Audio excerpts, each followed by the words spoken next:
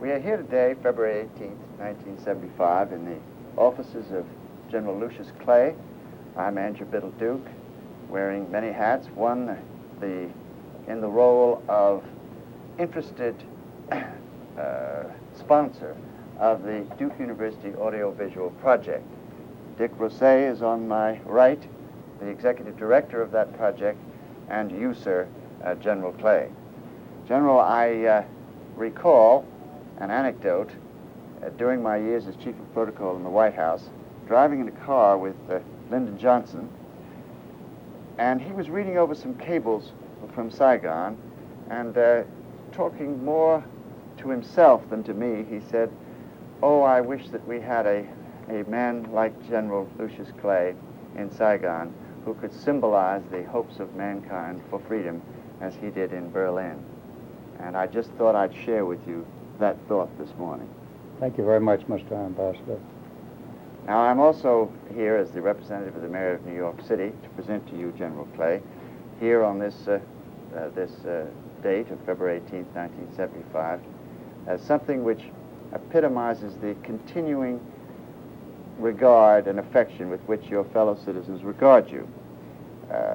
The Mayor has charged me to give you this reminder of the continuing high esteem in which you are held by your fellow citizens in this city. We vividly recall the fact that on this very day, 27 years ago, the millionth ton of life-giving materiel was airlifted to the beleaguered city of Berlin under your leadership. The Mayor has asked me to represent him on this occasion and to convey you his very warm regards, and I present you, sir, with the very first bicentennial medallion of our city. Thank you very much, Mr. Ambassador. My respects to the Mayor, and I am a confirmed New Yorker. Well, that's good to hear. This means a great deal to me. Thank you, General Clay. And now I think we might sit down and ask Dick Rosset to take over. Thank you, Mr. Ambassador. World War II ended in triumph for the Western powers and for Russia. It ended in utter devastation for the people and the institutions of Germany. In the critical years that followed that war, the U.S. was dedicated to implementing two policies: the rebuilding of a broken Germany and the containing of Soviet communism. Our guest, of course, as Ambassador Duke indicated, is General Lucius D. Clay, a man history will credit mainly with the restoration of a free and democratic Germany, and a man whose determination stopped the expansion of communism in Central Europe, and despite impossible odds, preserved the freedom of a vulnerable, isolated city. We're indebted to the political science and history departments of Duke for helping to prepare our questions. General Clay, let's try to keep to a rough chronology and concentrate on your role in Germany in 1945 and thereafter, those critical years. You were first, as I recall, deputy military governor, and then became military governor. Appointed by whom and when? Well, I became the deputy military governor by direct appointment from President Roosevelt on the recommendation of the War Department, and of course with the approval of General Eisenhower, to whom I was to be deputy. At that stage, it was anticipated that there would be a quadripartite government of Germany, and General Eisenhower's deputy would sit on the coordinating committee, as it was called, of the four governing powers, which would be in daily session and would be the overall authority in government of Germany. Meeting in Berlin? Meeting in Berlin and having its headquarters in Berlin. A building was picked out in our sector, which became the headquarters, and was installed with the proper offices and clerks and interpretation secretariat, etc. And indeed, for a matter of several months, these committees met and met regularly with what looked like some hope of success. In the meantime, however, the government of the zone had to go on, so that you were creating in each of the four zones little small governments of their own, which perhaps were, and the very fact that they had to be there made the job of creating a central government just that much more difficult. Well, also complicating the situation, as I gather from your articles, lectures, and books, was the role of the French. We did as kind of an afterthought, carved out a zone for the French, did we not? Actually, when the war ended, the French were not a party of the agreement, and we decided that it was wise for the French to come in, and of course the British agreed with that. So to let them in, the Russians said, we don't care how many you get, as long as you take the territory that they're to govern out of your area, not out of ours. So the French zone that they were to be responsible for resulted in a change in the boundaries of both the American and British zones to give the French this additional area. The same thing was true of Berlin, in which both the British and the Americans gave up a part of the area of West Berlin to permit the French to have an area of government. When were these occupational lines drawn? At Yalta, or was that done at The basic lines were drawn by what was called the European Advisory Commission. They were ratified at Yalta. The European Advisory Commission was a commission operating in London. Our representative was our ambassador in London at the time. And the Russians and British, and they agreed to where the boundary lines would be. With one oversight, it would appear in retrospect, land access guaranteed to Berlin. I think that this became an oversight after the fact because the Russians, at the time that we went into Berlin, didn't question our right of land access. They asked us to take a single road, which they maintained was the only one that they could make free due to their own heavy demobilization problems, which made sense. Mm-hmm. At that time, I think I could have gotten an agreement, but it would have been an agreement for that one road, and I thought this limited our rights in Berlin rather than enlarging them. I see. I felt that we had, by the very nature of the agreement, unlimited access to Berlin, and that to agree and sign for anything less was a mistake. And there was a psychology, a spirit of what would appear to be cooperation and friendship in those early days. Well, there was, but there was, in addition to that, a conference set up at Potsdam, which was to take place in early July, which our president was to attend. And there was a tremendous desire on our part to be in Berlin and to be established there before the president came. Mm-hmm. I think this made us push a little more vigorously than we might have otherwise on timing. When can we actually isolate in terms of time when the chill developed, when the Soviets, shall we say, showed their real hand and what their actual intentions were? Well, I think the real first signs of this came in the reparations. We had an agreement with all the nations that had been included as those entitled to receive reparations from Germany. And there was a reparations commission that was supposed to find out what was available and to assign it and divide it out amongst those countries that were entitled to receive it. The Soviets wanted to participate fully in the reparations from West Germany, but in the meantime, they were taking whatever they wanted out of East Germany and giving no accounting for it. Mm-hmm. So there was a breakdown in the commission. This was where the breakdown came, because I stopped all reparations to Russia until they gave us an accounting. Did they ever do that? They never gave us an accounting. No, As a matter of fact, I don't think they could have, because I think their taking had been without rationalization. They just took, period. Were there any troubles, any intramural squabbles among the Western powers during these early times? Well, you see, we had further agreements at Potsdam, which really were a reaffirmation of the Yalta agreements. And when we went back into our meetings to try to put the agreements into effect in establishing a quadripartite government, it was the French who then said, we're not a party to Yalta, we're not a party to Potsdam, we're not going to go along. Whether this, yes, as an alibi for the Russians or not, it was effective, and it looked like that the first troubles with the quadripartite government were not coming from the Russians, but were coming from the French. Yeah, that's a point I think that's often overlooked by historians. Well, the French had a lot to be fearful of, obviously, twice within a century, and there must have been an inherent distrust of a strong Germany. I think that they completely disregarded the economic situation, though.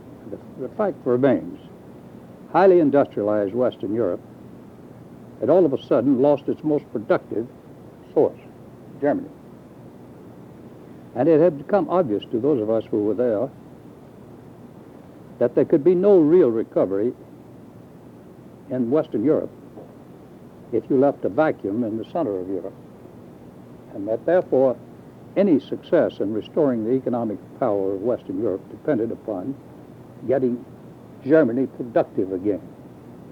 I think it was Jean Monnet and Mr. Schumann who later recognized this and led the way to a more understanding treatment. Mm-hmm. How about in our own country? In 1944, I think it was, well, the date actually doesn't matter that much, but the Morgenthau Plan, the idea of agriculturalizing Germany, was that plan actually ever seriously considered? Well, it was seriously considered, and point of fact, our instructions when we went in was that we were to do nothing to restore the financial and economic life of West Germany. This, of course, became obviously ridiculous because we were paying for their food and what they had to eat without having any chance of recovering our money unless Germany recovered and was able to pay.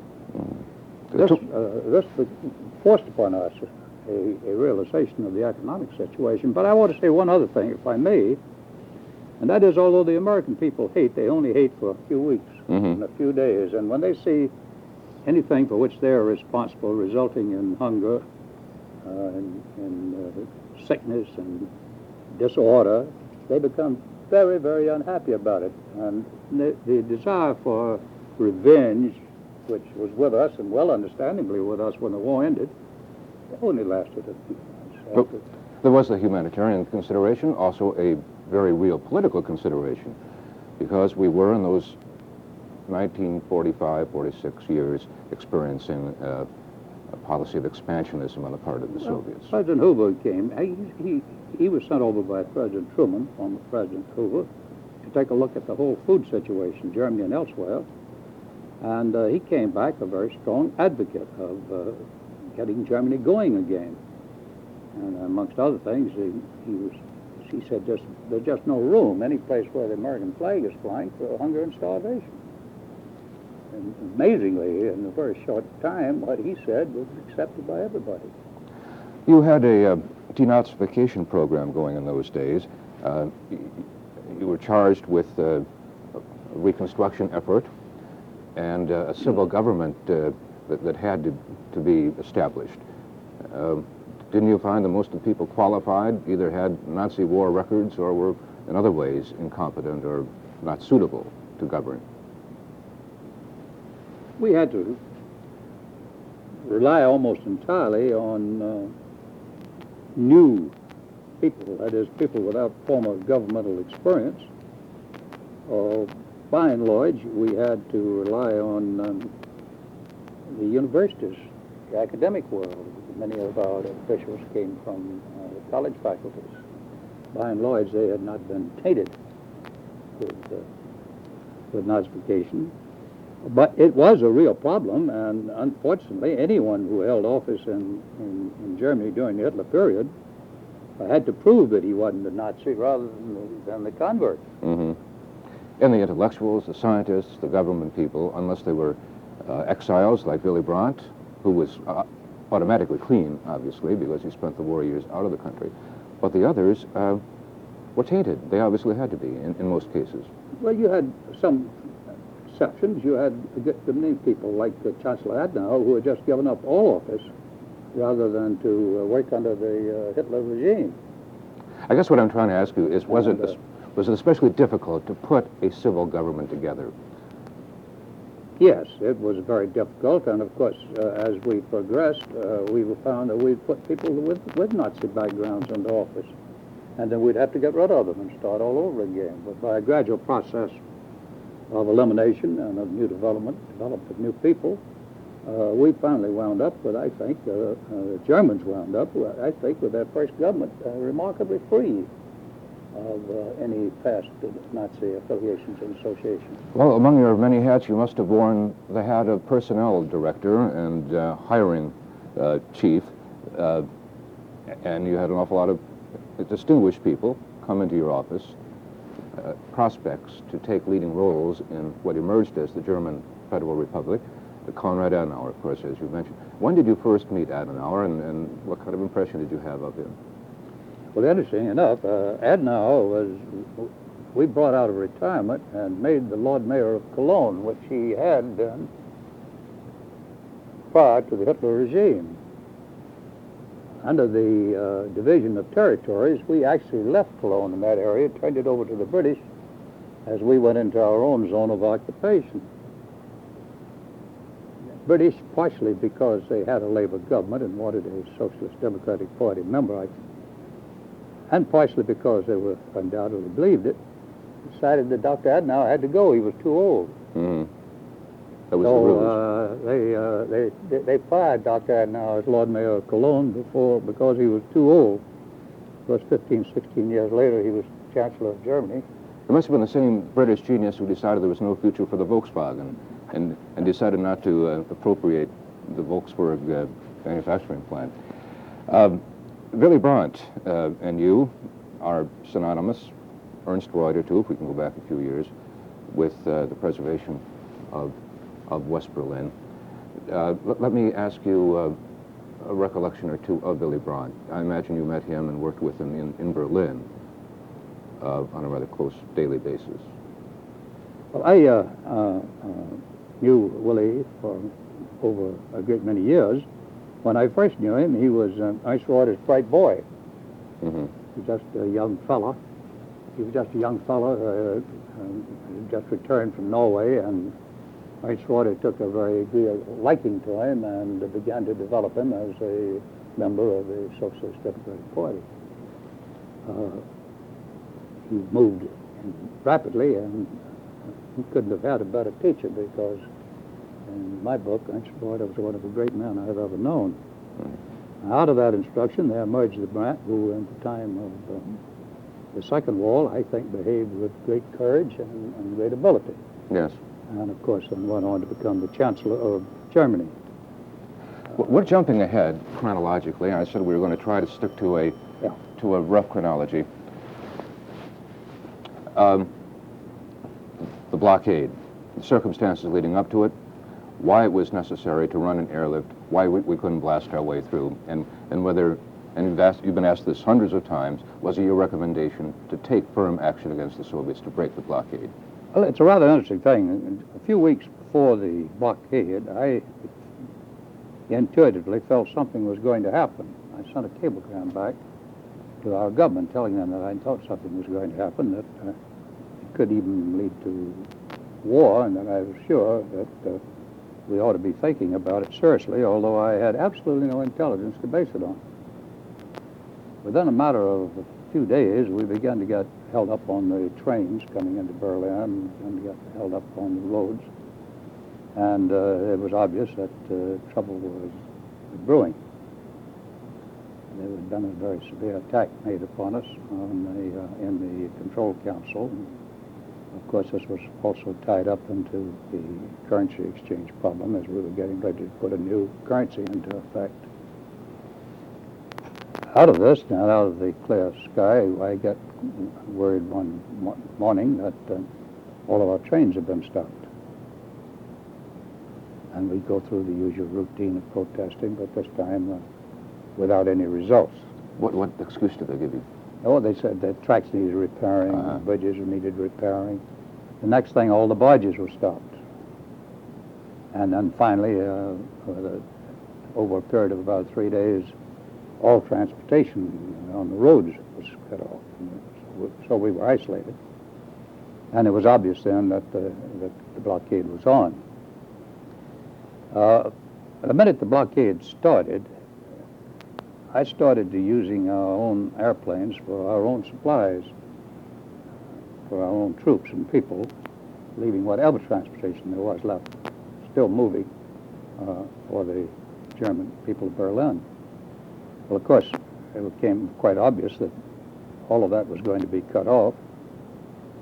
So I decided to see if I could prove that we could supply Berlin by air.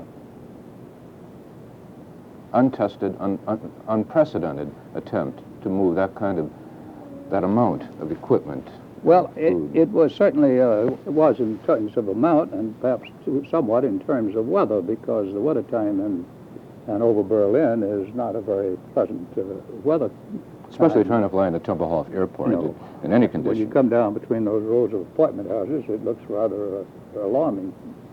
But in any event, I called Kurt LeMay and told him that I'd like very much for him to start lifting coal and food into Berlin, and also to see how many landings a day he could make with his DC-3s. Now, you were a military governor at this point, and you were based in Frankfurt, or were you in Berlin? Berlin. You were in Berlin. And LeMay was where?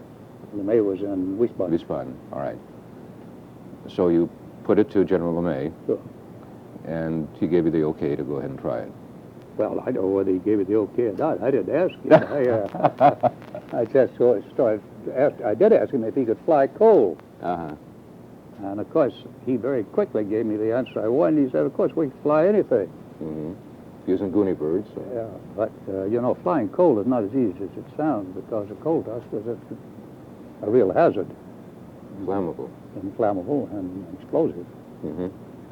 So you had to wet the coal down, and if you had ever seen one of those coal planes after it had made 2 or 3 coal trips, you would never have believed it could be cleaned up. Well, it was coal, it was food, it was all kinds of supplies. The main point was to prove how many landings a day we could make, because the DC-3 carried 3 tons, but we did have DC-4s available in this country. We'd had none over there, and they carried 10 tons. Mm-hmm. So we knew then, we had the figures that our minimum tonnage had to be 50 tons a day, 4,550 tons a day. And that meant 455 landings from DC-4s. And if we could make that many landings with DC-3s, then we proved that we could do it with DC-4s. Mm-hmm. And we quickly proved that within a matter of 2 or 3 weeks. An incredible safety record, too. Was anyone lost? Any pilots? Any Yes, planes? but only a relatively small number for the size of the operation. It was a really significant record. As a matter of fact, there is a monument to those that lost their lives that the people of Berlin put up out there in front of the building at Tempelhof. Yes. But the record itself was remarkable. One of the reasons for it being so remarkable was that we flew instrument all the time. Good weather, bad weather, sunshine, rain, storm, pilots flew instrument all the time. If they didn't make their landing on instrument, they just kept right on the line, went on back. Didn't try a second time? Didn't try a second time. We didn't have room up there for any maneuver. Well, they were coming down, what, every 60 well, seconds? you were coming down in the Berlin corridor and taking off at half-minute intervals, if you include the corridor itself. Air traffic controllers must have aged about 25 years during that year. On the contrary, because of the fact that it was a disciplined operation and then everybody did it all the time, it became second nature to both the controller and the man in the air.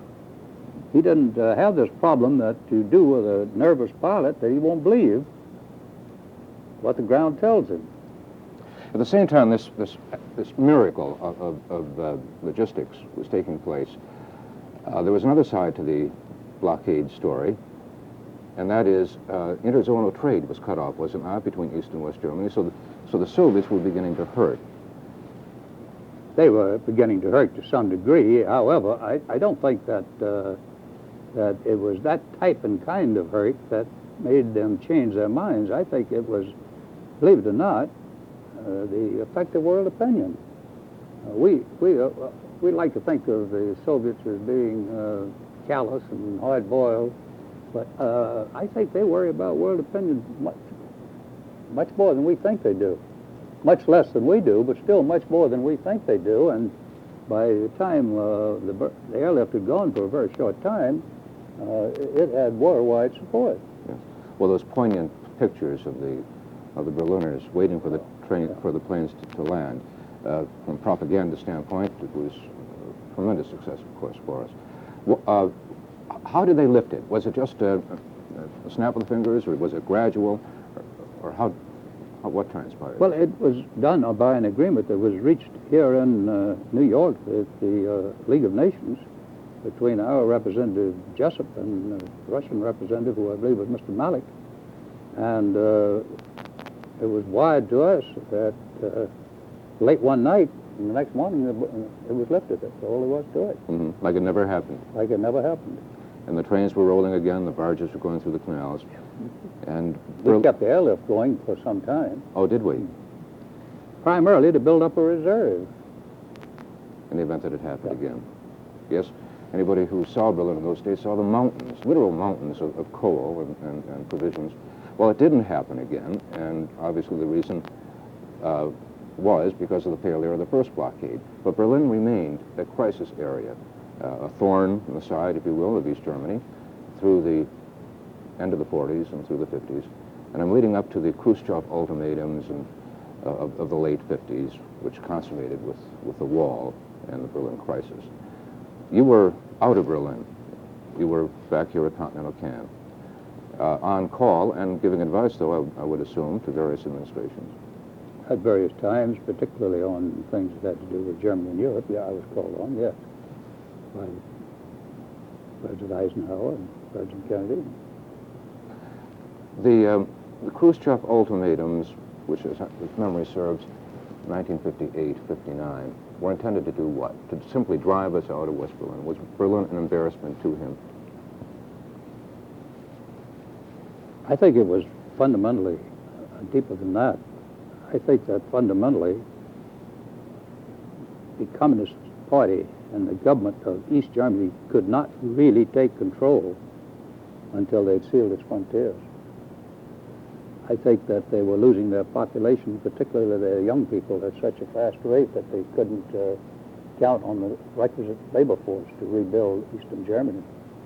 So this was an escape hatch for them? I think that, yes, this was an escape hatch in which there was a terrific movement of people all the time. And I think that to restore East Germany economically, it was almost essential that they cut off that movement. What kind of advance word did we have that they were actually going to do something as gross and dramatic as constructing a wall through the center of the city?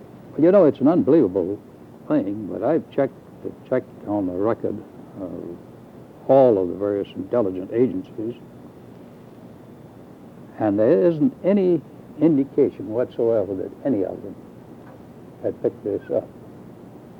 How these supplies could have been brought in and filed, of course, obviously they were hidden and camouflaged, without anybody discovering it, without word even coming from the people over there that something was going on, I don't know. But it was an absolute and complete surprise. Even the East Berlin subway conductors knew that at a certain hour they were going to stop making trips into West Berlin. So the word was out. They were going to do something. It's incredible to me, too. I don't understand it.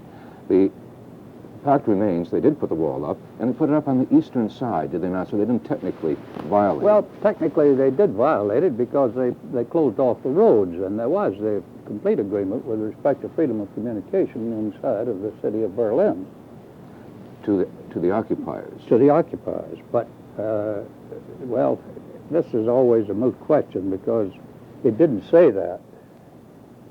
In the agreement, it didn't specify that. It was a Russian contention that that's what it meant, and I think they probably were right. Mm-hmm. I don't think we were thinking about the possibility of Germans being cut off from Germans at the time these agreements were originally written. The wall went up in August 13th of 61. You were summoned by President Kennedy to go over as his personal advisor in September, October of that year. Is that correct? Yes. There are all kinds of stories, second-hand hearsay stories, about what your thoughts were about the wall and what should be done about it. That's established for the record right now. Well, I had never made any recommendations that we should tear the wall down, and it was too late. If you had torn the wall down at that stage of the game, it would have had to have been resisted by the East Germans and the Russians, or they would have had to given up their whole occupation of East Germany. I don't think that you could possibly have stopped it at that late date.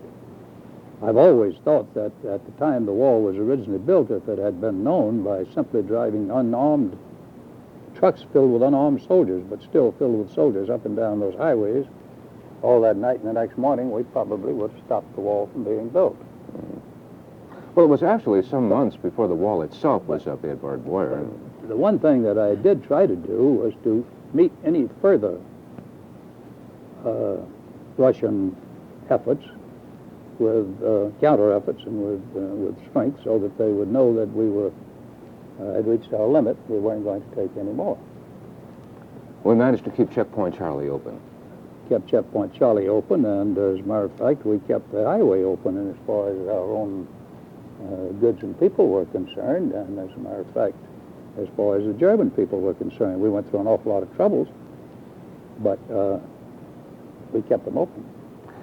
There were hairy occasions at Checkpoint Charlie, which was the border crossing that did stay open during those critical days. There was a time in October of 1961, I remember there were Soviet T-34 tanks facing our tanks, point-blank range. And correct me if I'm wrong, but this seems to be the only time in history the two armies of the two superpowers have actually faced each other in that kind of proximity. Well, I think the tanks faced each other across the Elbe River when we first met during the war. Of course, while they were facing each other, the commanders were drinking champagne together, which was somewhat different, but nevertheless, it was the first time that they had ever been put in this type of kind of a confrontation, yes. And that was a rather interesting experience, but it resulted from the incident in which they had stopped our minister, and we had sent out some soldiers to bring him back in when the East Germans attempted to stop him and demand that he show a passport, a visa. The result was that we sent our tanks out, and the Russians matched them. I think that the first tanks that went out were 10 in number. And I was over in the war room with General Watson, who, of course, was running the operation, when the telephone rang. He said that McGeorge Bundy wanted to speak to me. When I went to the telephone, it wasn't McGeorge Bundy, it was President Kennedy. And he wanted to know how things were going. I said, oh, pretty good, I think. But Russians have 10 tanks out. We have 10 tanks out. And he said, I said that we've got 29 right back here about a block away, and that's our limit. And I said, oh, wait a minute, my mathematics are a little bit off. They're not quite as good as the Russians. They now have 39 tanks, too. They had matched us tank for tank.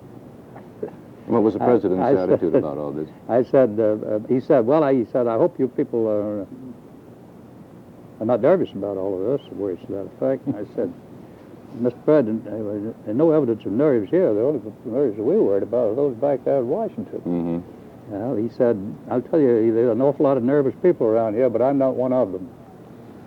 Well, there was some nervousness in Berlin. I was there at the time, and one of the reasons why we were concerned was the consideration of being surrounded by, 200 Soviet and East German divisions. I mean, just complete envelopment, which gives you claustrophobia, to say the least, or island fever, as we used to call it in Berlin.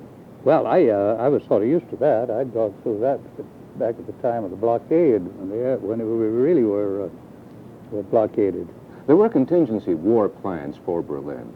I recall the battle groups used to go out to the Grunewald Forest and maneuver.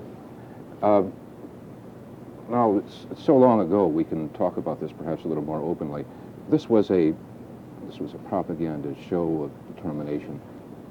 It couldn't have had a tactical purpose, this kind of support, this kind of tactical support. It did not have any tactical purpose. However, remember this, when the blockade first came on, I wanted to go in with a combat team, armed combat team, and open up the road.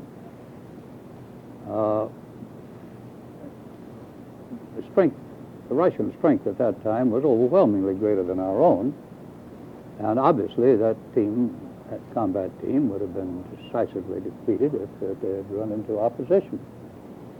I was completely convinced that it would not run into any opposition and that it would succeed. At home, our chiefs of staff did not agree. They were not willing to take that risk because if it did result in war, we simply weren't ready in Europe, and Europe might be run over before we could be mobilized unless we went to atomic bombs. And we had the bomb, and they didn't at that time. But we didn't have very many of them, and it was in the early stages. So the decision was made that it was too great a risk. I was told it would be all right to go in with a combat team, but provided they were not given ammunition. Well, nothing could have been worse, because if you'd gone in and ignominiously turned around and come back out, you really would have lost the confidence of the Germans in you and your people.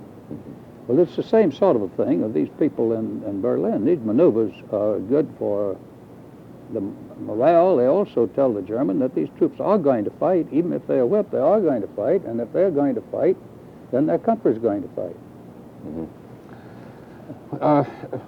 It did work, and it is working. We have established and maintained a presence in West Berlin, and there hasn't been anything said of it lately. The Berlin crisis is on a back burner. It doesn't exist much anymore. In fact, in the age of détente, we have an ambassador in East Berlin. Inconceivable. Well, of course, this is a new world, and I hope a world that is going to work. This is one of these situations for which there's no historic precedent. As a matter of fact, if history shows anything, it has shown that you can't divide a people down through the years. I think the Polish people have shown that by their return to an independent Poland after hundreds of years of not having a Polish country. The Germans, I think, will one day solve their problem. I don't know when it'll be, but these two people, East and West Germany, are ethnically related to a degree that is it's impossible for me to conceive them not eventually going back together. Well, that time is obviously some time off. You don't even hear any West German politicians talking about reunification much anymore. There is a modus vivendi that is functioning between the two Germanys. But do you actually honestly foresee a reunification at one time in the future? Well, let me put it another way. You've got to have years of détente. You've got to have years of mutual respect between the various and sundry countries of Europe, including the countries of Western Europe. But if we get true détente, we get a better development of the United Nations spirit, all things are possible. And I don't think we can live in a world unless we think this world is eventually going to be a little bit better than it is today. In the meantime, keeping the guard up, keeping our defense strong. Well, I think it's never been more important for us to keep our defense strong for several reasons. Not only for our own protection, but if ever the good things for which this country stands are needed, it's today. And if you haven't got the power to match your the military power and strength to match your economic and spiritual power, then they're wasted. All right, now let's take you out of Berlin for a short time and bring you back to New York. Chief Executive Officer for Continental Can, which I think happened in 1950. You also became quite involved in Republican politics about that time, or possibly even earlier. You and General Dwight D. Eisenhower were friends. I understand you were instrumental in getting him to accept or consider a presidential nomination. Would you tell us your role in that? Well, actually, I had very little role in politics, and I did go down under Mr. Truman at the time of the Korean War with Charles Wilson to the Office of War Mobilization and Reconversion as we were trying to build up our strength for the Korean War. I wasn't too happy at what I found in Washington, and I don't mean by that to be critical of President Truman, with whom I have great respect and admiration, but it seemed to me that the Democratic Party had been in power too long. It had been sluggish, and I still feel that way. I think it had been in power too long. So about that time, Governor Dewey called me up, and I went down to his New York offices in the Hotel Roosevelt when he said that he thought it was basically impossible for any Republican other than General Eisenhower to be elected. Was there any possibility that we could get him to run? That was where I first got involved in it. After that, I, on my own, went over to see General Eisenhower, persuaded him that he shouldn't take this lightly. That his blessing, as long as it was not official, to go ahead. He still reserved the right to remove, decline, and not participate as he chose to to do, which was all right. At this juncture, nobody even knew where Ike stood politically, did they? Well, I did. I knew that he had been raised a Republican. I knew that if he was anything, he was a Republican. And that was very quickly established. He was not interested in anything other than the Republican Party. One of the things that General Eisenhower warned against, and probably the speech that he's most famous for, is his warning against a military-industrial complex.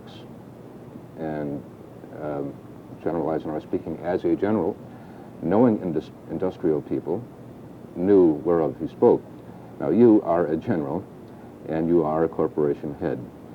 General Norstad is another. General MacArthur, when he was alive. There seems to be an easy transition for military men of proven expertise to make the shift over to private enterprise. Is there any danger in that? Well, there's far less danger in that than there is in the businessman who has spent all of his life on the fringe of politics and business combined. If there is any danger in this country from a combination of the military and the industrial leaders of our country, it does not come from the average American industry, but from those industries that were built up for defense purposes and that are kept alive for defense purposes and are completely dependent upon defense products to continue. That's what General Eisenhower was warning about. These are the companies that are, and there are a number of them still, that we can't afford to let go down the drain. If we had, I hate to use the name of any companies, but nevertheless, we have only one company in this country that builds submarines. And if there were... Now, that company's got to have submarines to keep alive. So it becomes a natural ally of the Navy officer who wants submarines. On the other hand, national security dictates that we keep somebody alive to build submarines. Your equation is not a simple one. It is a dangerous one in some respects, but it is not dangerous as long as we know about it. I see. And in most cases, I think we do. I think in most cases we do. But these are huge companies, you know, and they are absolutely dependent, most of them, on the defense appropriation to continue. Yes. Your career at Continental Can, in 1950, was it in 1950 that you Yes. became chief? Yes. They weren't doing too well financially, were they? Yes, they were all right. They were a very sound company, but they were not doing too well competitively. So that's where you made your mark. You made them more competitive. What did you actually do in terms of gross sales from this first couple? Well, when I went there, we were doing about $350 million a year, and when I left, we were doing well in excess of $1 billion. That's not bad. That's a rather good record. Well, I thought so at the time, if I may say so. No, it came about with growth of the country with a great many other factors that were operating very much in my favor. I lived and ran a company in the American industry in a period in which you had to be awful bad for not to improve. General Clay, we've taken close to an hour, I think, of your very valuable time. It's been a personal delight for me, and I hope informative, entertaining for our listeners at Duke. And again, thank you so kindly for being our guest today. Thank you very much.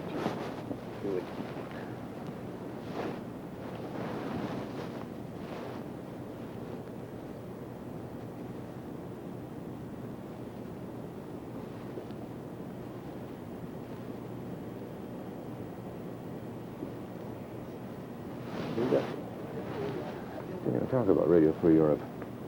But you do on the radio often enough, so I guess it's all right. It's been a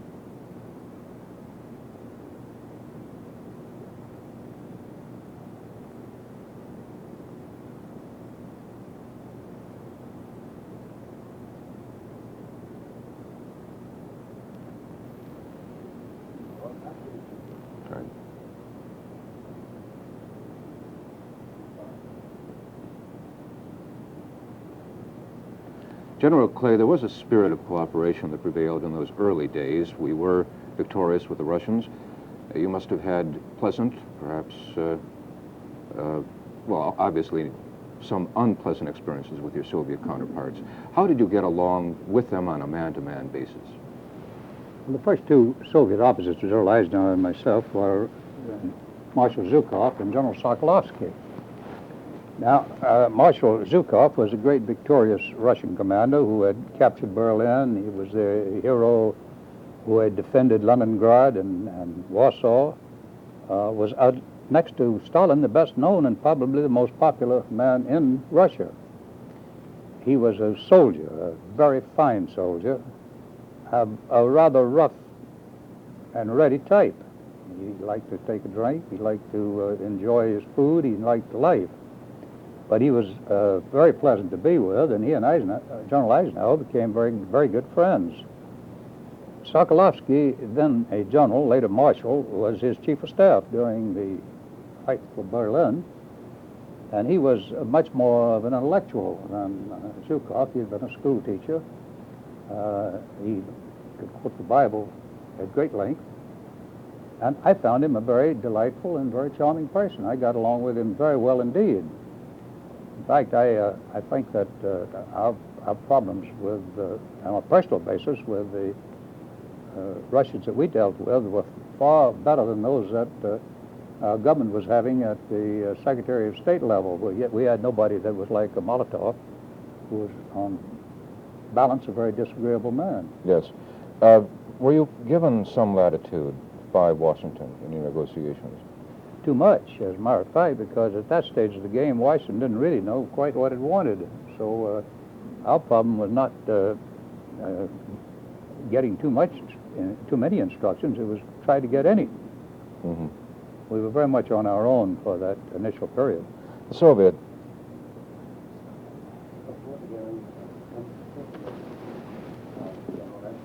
Now, you're going to go into a later transition? Different question, yeah. Different question, later transition. Mm-hmm. Same thing. I Right. want you also to head down, the general's head down, and then back up. Right. There you go.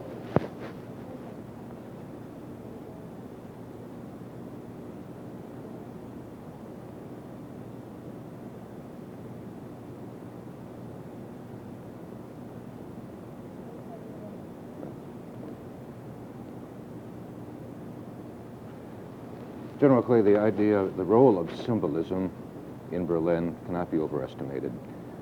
Our symbolic presence, the Freedom Bell, a replica of which we have on the coffee table, your presence, and in 1963, John F. Kennedy's presence. You were not actually part of the Berlin scene in '63 when President Kennedy made his trip, but you were certainly in on the planning, in on the advice. Tell us about your interchange with President Kennedy on this day. Well, actually, I was with President Kennedy on the trip. You did make the trip? Yes, I had left Berlin at the time, but he telephoned me just before he left and asked me if I would join him in Wiesbaden and make the trip to Berlin with him, which I did. And of course, I told him, although he'd had a tremendous welcome in Wiesbaden, that he didn't really know what a welcome was until he got to Berlin. And I think he found out that to be true. I don't know how many times he saw the same people, because it couldn't possibly have been as many people in Berlin as were on that line of march. You weren't terribly impressed, though, by the text which you saw before he delivered that Berlin speech. No, but the speech that he finally made when he said, I am a Berliner, more than offset whatever else there was in it. Fantastic reception. There must have been 200, 300,000 people in front of the City Hall that day. At least, but I'm sure that on the line of march, at least 1.5 million people saw President Kennedy that day. And he took them, he really took them into camp. There hasn't really been a story in Berlin to equate with the Kennedy appearance since. And as a matter of fact, you could almost say that ended a chapter on the Berlin story. Refugee occasionally would manage to find their way across the wall. But Berlin has pretty much been out of the news since that historic visit. Well, perhaps that's good. I'm not one to say that the present détente won't work. I think that it's something we have to try. And as long as we recognize that it may not work and are ready to accept our responsibilities again if it doesn't work, then I think we have everything to gain by trying it. Let's jump back just 1 year from the Kennedy visit, 1962, the Cuban Missile Crisis. And we in Berlin at the time had a feeling that if the Russians were going to retaliate, they were going to retaliate against Berlin. It was a very uncomfortable period of time. Did you share that feeling? Not really. As a matter of fact, the wall surprised me because I didn't believe that they would go that far. On the other side of the picture, I did not realize the economic difficulties that East Germany was having, and particularly its loss of its young people, and that if it was going to really come back economically, they had to close off its borders, and I'm sure this really was the basic cause of the wall. It wasn't retaliation, it was desire to build a fence around West Germany so they could, East Germany, so that they could rebuild behind that fence. But after the confrontation with Cuba, and the Soviets, and the dealing that was made back and forth, their insistence that we remove our missile bases from Turkey, I understand, was one of their demands.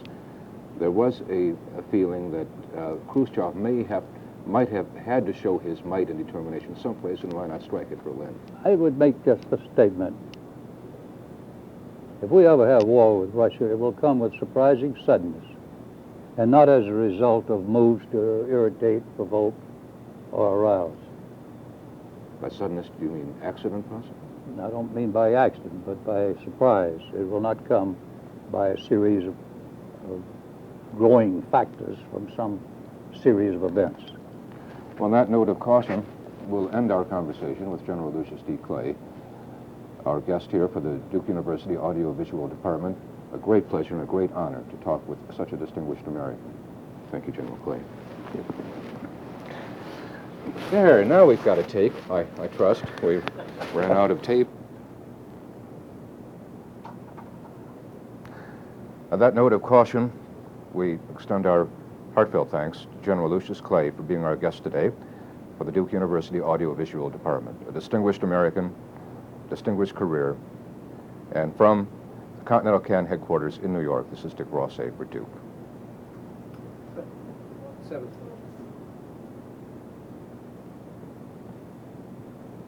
Isn't that wrong, is it?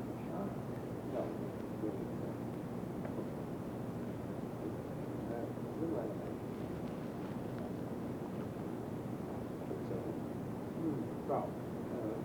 Furrier Brown.